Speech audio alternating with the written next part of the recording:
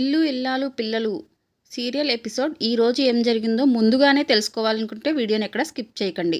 అయితే రామరాజుకి గుండెపోటు వచ్చి పడిపోతాడు. అసలు ఏం జరిగింది, అమూల్య ప్లాన్ ఏంటి అనే విషయాలన్నీ తెలుసుకోవాలనుకుంటే వీడియోని ఎక్కడ స్కిప్ చేయకుండా చూడండి. వేదవతి అమూల్య ఎంత పని చేసేవే అంటూ గుండె పగిలేలా ఏడుస్తుంది. అయితే అందరూ ఏడుస్తారు.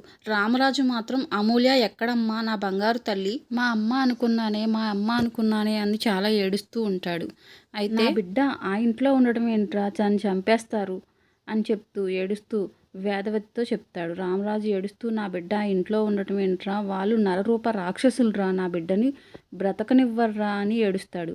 రామరాజు తట్టుకోలేడని భాగ్యం ఆనందరావు అనుకుంటారు. చిన్నపిల్లరా అది, దానికి ఏం తెలియదురా అని రామరాజు ఏడుస్తాడు. మరోవైపు ప్రేమ తల్లి విశ్వక్ అమూల్యకి హారతి ఇస్తుంది. అమూల్యని కుడికాలు పెట్టి లోపలికి రామ్మా అని చెప్తుంది. రామరాజు అయితే పెళ్లి వాళ్ళు ముఖం మీదే ఉమ్మేసి వెళ్ళిపోయారు అని ఏడుస్తాడు. అమూల్య అయితే ఎడమకాలు విశ్వక్ ఇంట్లో పెట్టి లోపలికి వస్తుంది. అమూల్య కాలు పెట్టగానే రామరాజు కుప్పకూలిపోతాడు. వేదవతి చాలా ఏడుస్తుంది. రామరాజుని కొడుకులు తిరుపతి, అల్లుడు హాస్పిటల్కి తీసుకెళ్తారు. అది చూసి భద్రావతి సేనాపతి నవ్వుకుంటారు. రామరాజు ఈ రోజు నుంచి నీ పతనం మొదలైంది అని సంబరపడిపోతారు. వేదవతి ఏడుస్తుంటే నర్మదా ప్రేమ పట్టుకొని ఏడుస్తారు. అందరూ హాస్పిటల్కి వస్తారు. ఆయనకు ఏం కాదు కదరా అని వేదవతి ఏడుస్తుంది. రామరాజుకి ట్రీట్మెంట్ జరుగుతూ ఉంటుంది. డాక్టర్ వచ్చి మీ ఆయనకు గుండెపోటు వచ్చిందని చెప్తారు. అందరూ షాక్ అయిపోతారు. ఆయన చాలా గట్టి మనిషి అండి, ఆయనకు గుండెపోటు ఏంటండి అని ఏడుస్తుంది. షాకింగ్ న్యూస్ విన్నారా అని డాక్టర్ అడుగుతారు. భాగ్యం విషయం చెప్పేస్తుంది. వేదవతి పిల్లల్ని పిలిచి మీ నాన్నకి ఇలా అవ్వడం ఏంట్రా అని ఏడుస్తుంది. నర్మదా ప్రేమలు వేదవతిని కూర్చోపెట్టి మావయ్య గారికి ఏమీ అవ్వదత్తయ్య అని ధైర్యం చెప్తారు.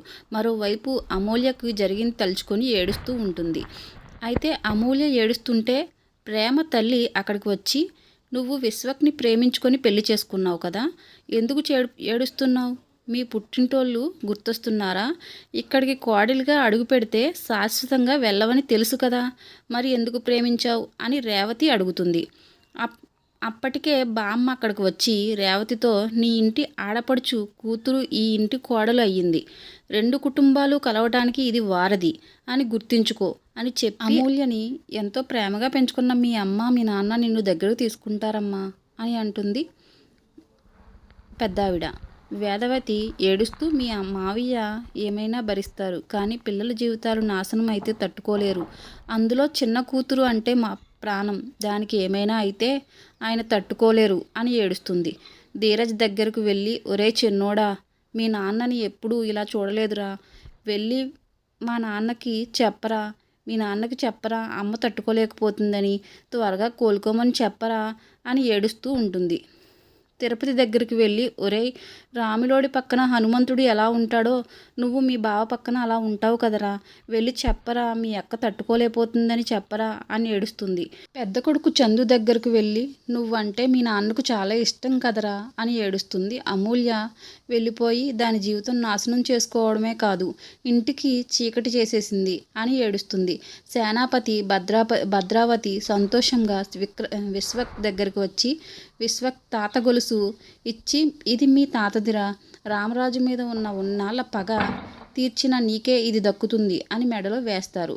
రామరాజు మీద పగ తీర్చుకోవడానికి నేను ఒకలా ప్లాన్ చేస్తే వాడి కూతురిని పెళ్లి చేసుకుని వచ్చి రోజు నరకం చూపించవచ్చు అని సంతోషంగా ఉంటారు. విశ్వక్ పెళ్ళి చేసుకోలేదని చెప్పాలి అనుకున్న భద్రావతి వాళ్ళు వినరు. బామ్మ వచ్చి ఏంటి అంత సంతోషంగా ఉన్నారు అని అడుగుతుంది. అయితే భద్రావతి ఈ రోజు నుంచి ఆ పిల్ల ఇప్పటి నుంచి ఈ ఇంటి పని పిల్ల అని అంటుంది. అయితే బామ్మ అది నీ చెల్లి కూతురు కూడా, అంటే నీకు కూతురు, దాన్ని బాధ పెడితే నీ చెల్లిని బాధ పెట్టినట్టే అని అంటుంది. అమూల్యని తన అక్క శారద గదిలో ఉంచమని బామ్మ చెప్తుంది. తండ్రిని చూసి ధీరజ్ ఏడుస్తూ ఉంటాడు.